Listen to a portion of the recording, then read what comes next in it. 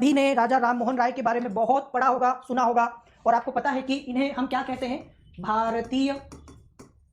भारतीय पुनर्जागरण का अग्रदूत। ऐसा क्यों? राजा राम मोहन राय को भारतीय पुनर्जागरण का अग्रदूत क्यों कहा जाता है? राम मोहन राय एक ऐसी शख्सियत थे जो मल्टी टैलेंटेड थे।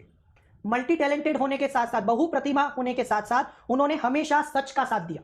उन्हें जो सच लगा, जो सही लगा, उन्होंने लोगों की बुराइयां झेलते हुए, उनके ताने, उनकी सारी गालियां खाते हुए भी वो अब उस सच पर अडिग रहे और वो हमेशा वही करते रहे जो समाज के भले के लिए था, राष्ट्र के भले के लिए था। और इन्हें इसलिए अग्रदूत कहा जाता है क्योंकि उस काल में भारत के लगभग सभी क्षेत्रों में उन्होंने, ठीक है, एक अलग जगाई। नहीं, सभी क्षेत्र में, सामाजिक क्षेत्र में उन्होंने, आपको पता है कि जाति प्रथा, छुआछूत, आडंबर, कर्मकांड के खिलाफ आवाज उठाई।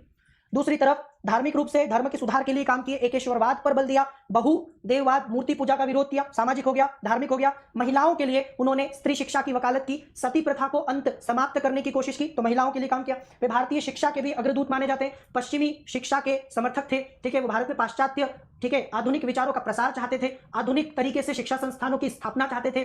इसीलिए उन्होंने डेविड हेयर को हिंदू कॉलेज की स्थापना में जोरदार सहयोग किया, समर्थन दिया। इसके साथ राम मोहन राय ने पत्रकारिता के भी अग्रदूत माने जाते हैं। कई प्रकार की पत्र पत्रिकाएं, आपने संवाद कौमुदी का नाम सुना होगा, मिरात उल अखबार का नाम सुना होगा, बंगदूत का नाम सुना होगा, ये सब राजा राम मोहन राय के द्वारा चलाए गए, तो पत्रकारिता के भी अग्रदूत माने जाते हैं। फिर उन्होंने राष्ट्रवाद, अंतरराष्ट्रीयवाद पर भी अपने विचार रखे, मानवतावाद पर अपने विचार रखे और बहुत सारी भाषाओं के, हिंदी, अंग्रेजी, उर्दू, बांग्ला, फारसी, अरबी, न जाने कितनी, संस्कृत, न जाने कितनी भाषाओं के ज्ञाता थे। और ऐसा बोला जाता है कि मात्र 15 वर्ष की आयु में, 15 साल की आयु में राम मोहन राय ने इतनी सारी भाषाओं का ज्ञान प्राप्त कर लिया था। तो वो अपने आप में एक बहुत बड़े, हमने कहा ना, मल्टी टैलेंटेड व्यक्ति थे और साथ में बहुत जो है बड़े चिंतक, एक बहुत बड़े थिंकर थे राजा राम मोहन राय।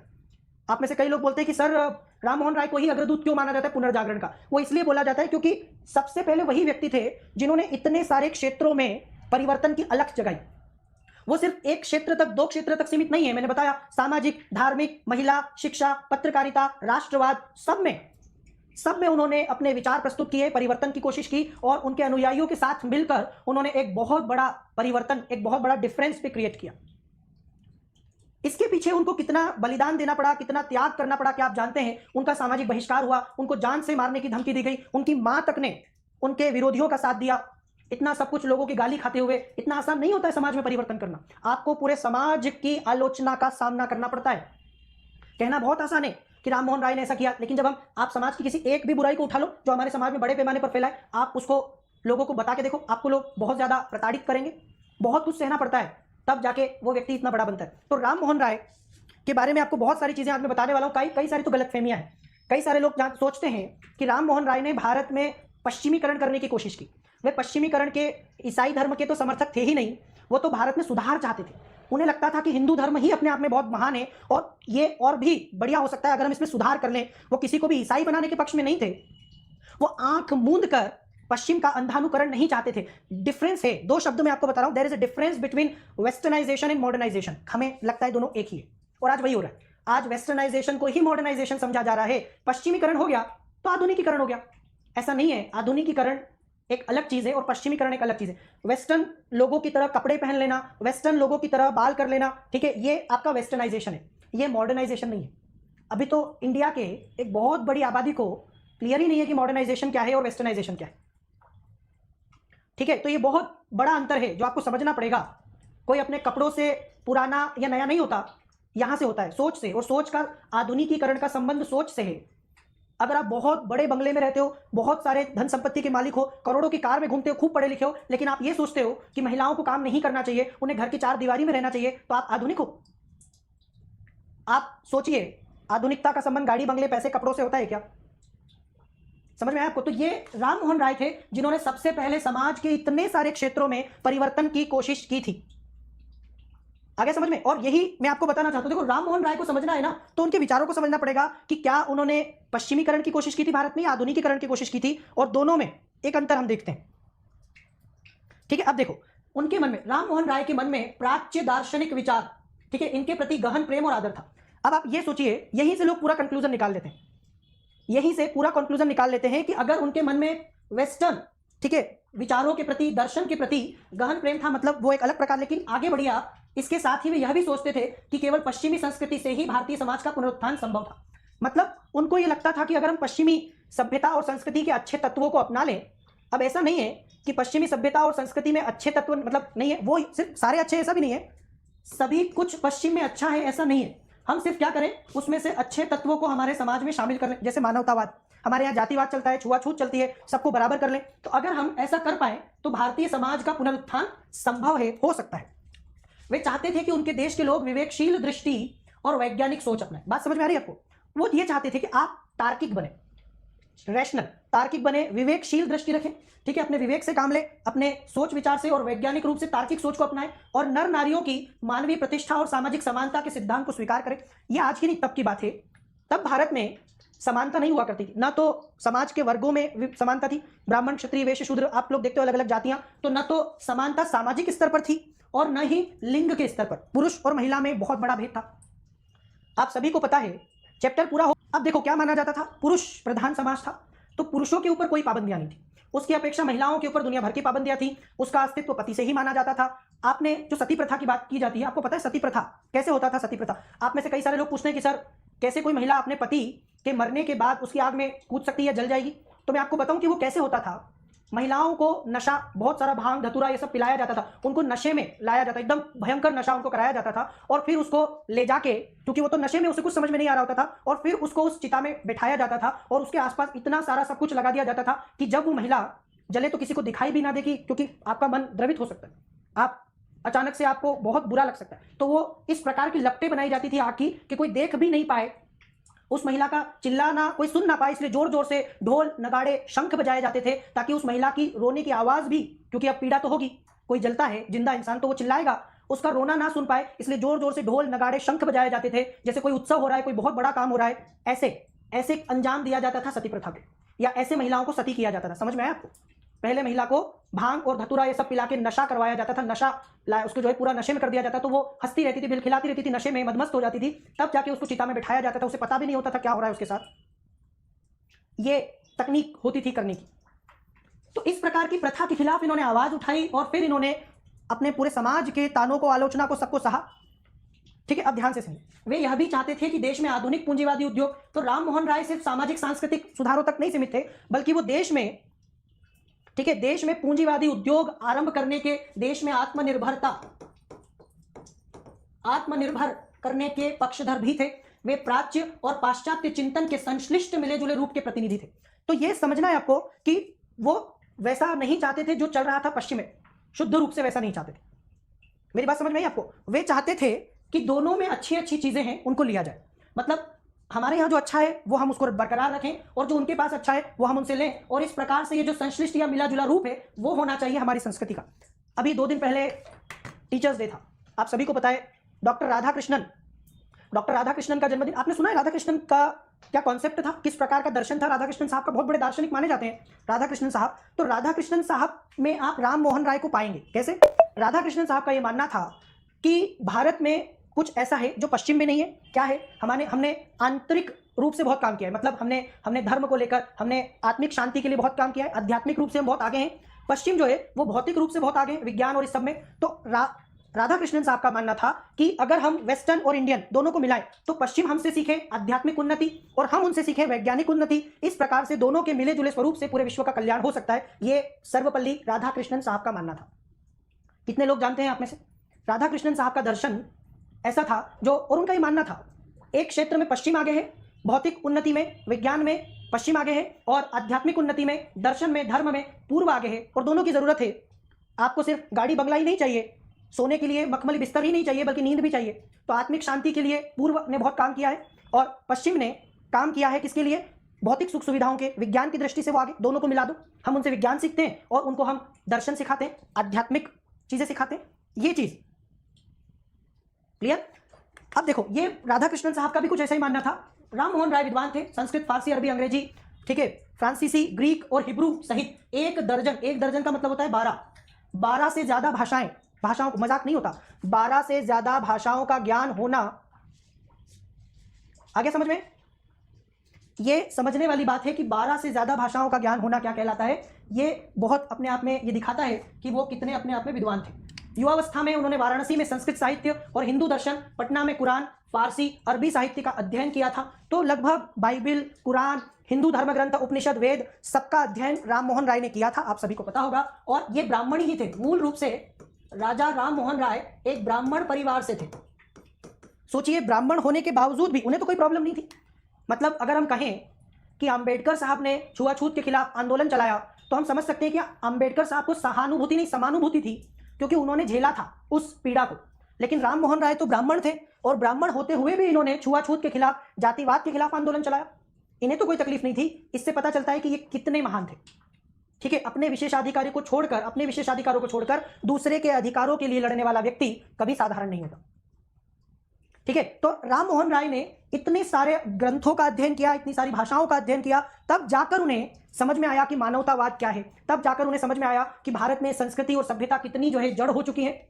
उन्होंने 1809 में फारसी भाषा में अपनी एक पुस्तक लिखी थी, नाम सुना होगा आपने, एकेश्वरवादियों को उपहार, गिफ्ट टू मोनोथिस्ट।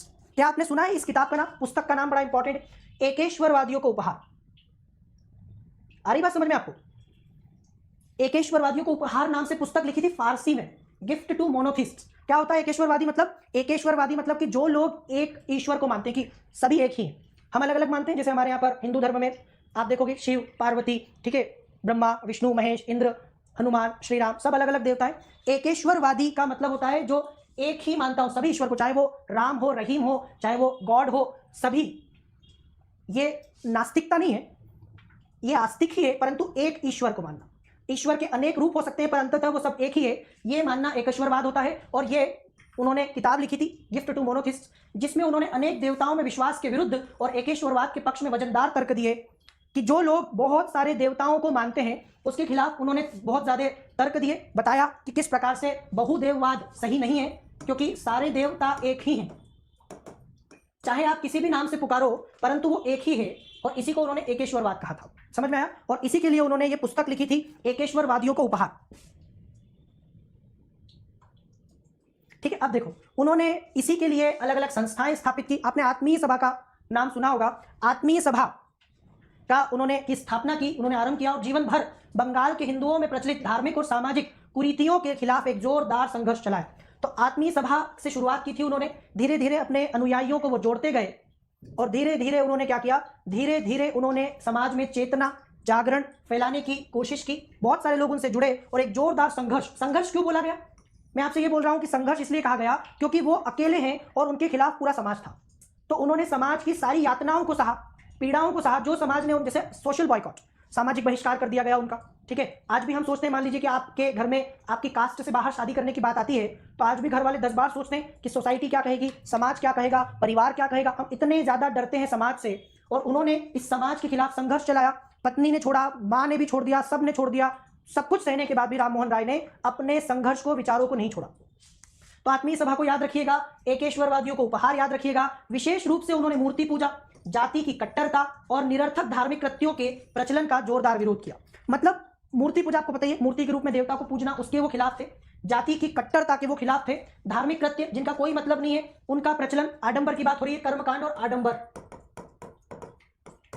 आडंबर जिनका कोई मतलब ही नहीं लेकिन वो करना है बस, क्योंकि पीढ़ियों से हो रहा है, परंपरा से हो रहा है, तो हम आंख मूंद के करें। पीढ़ी दर पीढ़ी जो चीज चल रही होती है ना, हमेशा जरूरी नहीं हो कि वो सही हो, सही भी होती है लेकिन हमेशा सही हो ऐसा नहीं है। आपको तार्किक बनना पड़ता है, आपको देखना पड़ता है कि इसमें कितनी सच्चाई है, तब जाकर आप उसका क्या करते हैं, उसको मानते हैं या नहीं मानते हैं। इसके बाद 1820 में उन्होंने एक और पुस्तक लिखी, प्रीसेप्ट्स ऑफ जीसस। ठीक है, प्रीसेप्ट्स ऑफ जीसस नाम से पुस्तक और लिखी। और इसमें आपने सुना होगा ईसाई धर्म में न्यू टेस्टामेंट और ओल्ड टेस्टामेंट। तो उसके नैतिक और दार्शनिक संदेश को चमत्कारी कहानियों से अलग किया। उनने जिस प्रकार से ईसा मसीह ने, ठीक है, नैतिक संदेश दिए थे, तो न्यू टेस्टामेंट के जो नैतिक और दार्शनिक संदेश थे, जो सही थे, उनका उन्होंने क्या किया, समर्थन किया। और जो चमत्कारी कहानियां, हमारे यहाँ भी बहुत सारे ग्रंथों में हम चमत्कारी कहानियां पढ़ते हैं, तो उन्होंने उसको अलग करने की कोशिश की। इन शॉर्ट में राजा राम मोहन राय ने अपनी इस पुस्तक के द्वारा यह बताने की कोशिश की कि कैसे नैतिकता और चमत्कार का कोई लेना देना नहीं। हर ग्रंथ में, हर धर्म में, ठीक है, क्या है, नैतिकता छिपी हुई है और हमें सिर्फ नैतिकता ही देखना चाहिए। चमत्कार आदि में उनका कोई विश्वास था ही नहीं, वो चमत्कार में विश्वास नहीं करते थे, प्रैक्टिकल थे बहुत ज्यादा। उन्होंने न्यू टेस्टामेंट के नैतिक और दार्शनिक संदेश की प्रशंसा की।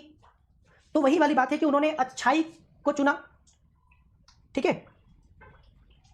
चलिए अब यहां पर समझ लो थोड़ा सा पहले वे चाहते थे कि ईसा मसीह के उच्च नैतिक संदेश को हिंदू धर्म में समाहित कर लिया जाए।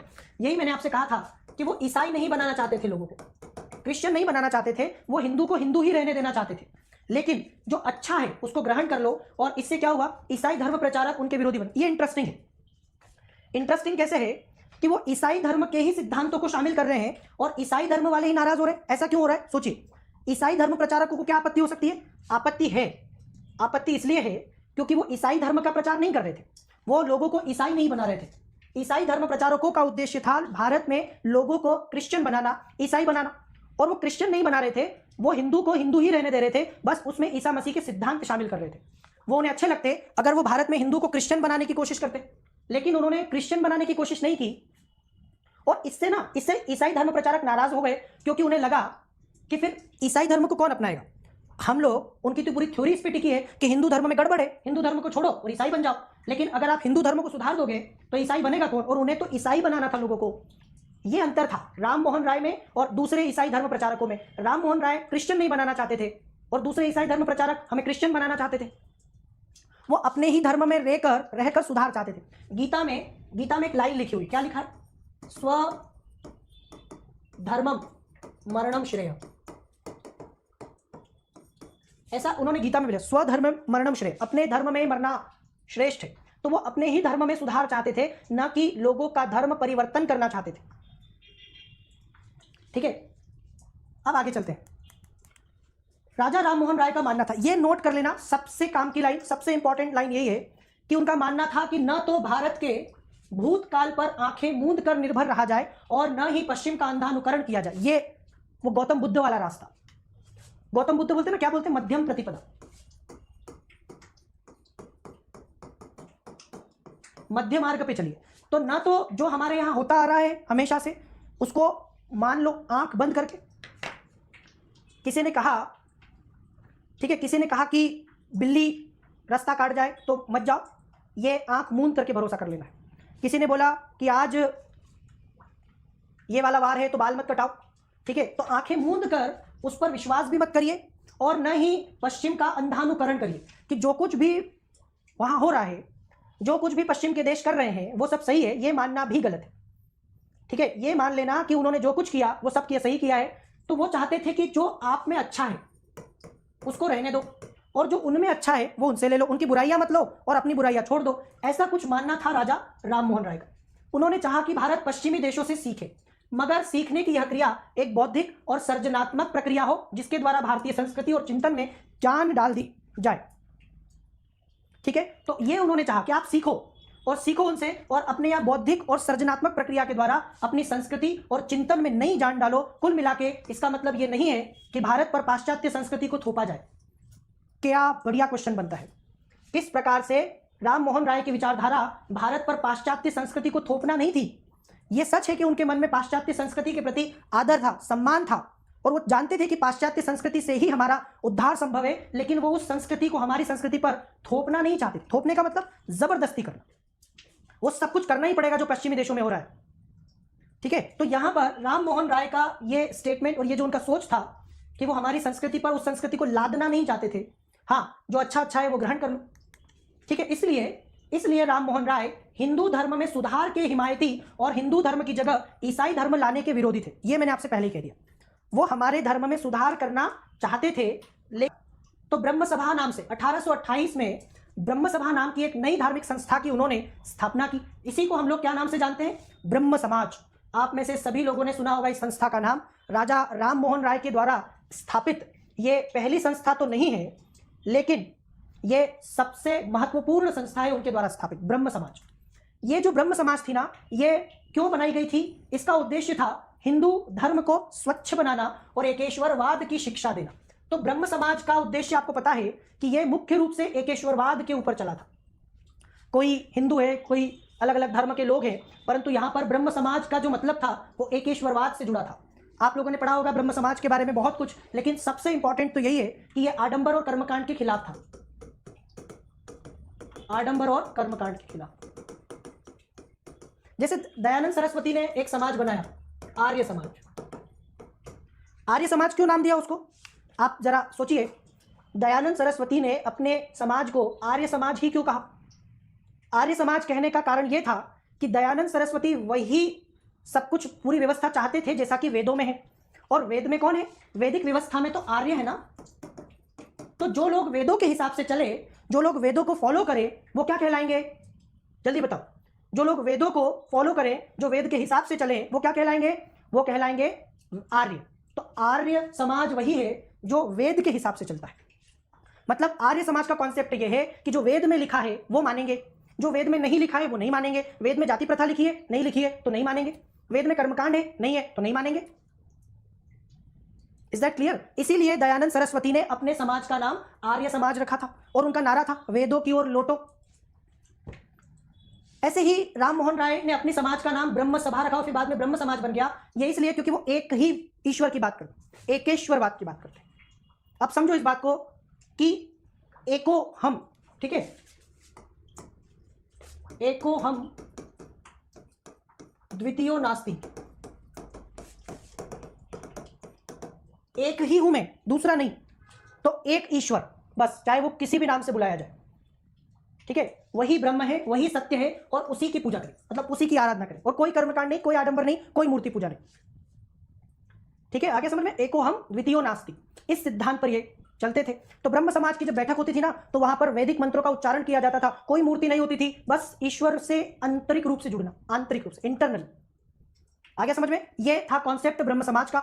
उन्होंने इसे स्थापित किया था हिंदू धर्म को स्वच्छ बनाने के लिए और एकेश्वरवाद की शिक्षा के लिए। इस संस्था के दो आधार थे, एक तर्क शक्ति और दूसरा वेद और उपनिषद। देखो यहां पर ब्रह्म समाज के दो आधार थे, एक तो तर्क शक्ति, मतलब तार्किकता से, तर्क के आधार पर सब कुछ, आंख मूंद के नहीं मान लेना कुछ भी, तर्क के आधार पर। दूसरा वेद और उपनिषद। आप सभी को पता है कि उपनिषदों में जो ज्ञान है वही सच्चा ज्ञान माना जाता है हमारे यहाँ, क्योंकि उपनिषदों में ही सही रूप से आपको बताया गया है कि कैसे आप जुड़ सकते हैं ईश्वर से। उसके लिए कोई कर्मकांड, आडंबर कुछ भी करने की जरूरत नहीं। अगर आप उपनिषदों को समझ जाए तो भारत में वास्तविक दर्शन कहीं छिपा है तो वो उपनिषद में छिपा है। ठीक है, अब देखो इस बात को आपको यहां पे समझना पड़ेगा कि ये जो है नई संस्था थी और इसके दो आधार थे। ब्रह्म समाज ने मानवीय प्रतिष्ठा पर जोर दिया, मानव की प्रतिष्ठा पर। जैसे होता है ना मानववाद, मानववाद क्या होता है? जो मानव से जुड़ी हुई विचारधारा होती है, इसके केंद्र में मानव होता है। आपने पंडित दीनदयाल उपाध्याय का एकात्म मानववाद सुना होगा। पंडित दीनदयाल उपाध्याय का एकात्म मानववाद, जिसमें उन्होंने माना है कि सबके केंद्र में मानव ही है। ठीक है ना, केंद्र में तो मानव ही है, क्योंकि मानव से ही परिवार बनता है, परिवार से समाज बनता है, समाज से राष्ट्र बनता है, राष्ट्र से विश्व बनता है, विश्व से ब्रह्मांड बनता है। ठीक है, तो एकात्म मानववाद, मानव ही केंद्र में। तो अब वो चाहे कोई भी हो, वो अगड़ा हो, पिछड़ा हो, सवर्ण हो, दलित हो, ब्राह्मण हो, शूद्र हो, महिला हो, पुरुष हो, है तो मानव। ठीक है तो मानव। तो मानवीय प्रतिष्ठा पर ब्रह्म समाज ने जोर दिया, मूर्ति पूजा का विरोध किया क्योंकि उन्होंने कर्मकांड आडंबर में माना, और सबसे बड़ी बात सती प्रथा जैसी सामाजिक कुरीतियों की आलोचना की। और सती प्रथा एक भयानक प्रथा जो उस समय हमारे यहाँ थी। रविंद्रनाथ टैगोर ने उनके लिए स्टेटमेंट दिया, आपने सुना होगा, ये स्टेटमेंट बड़ा महत्वपूर्ण है।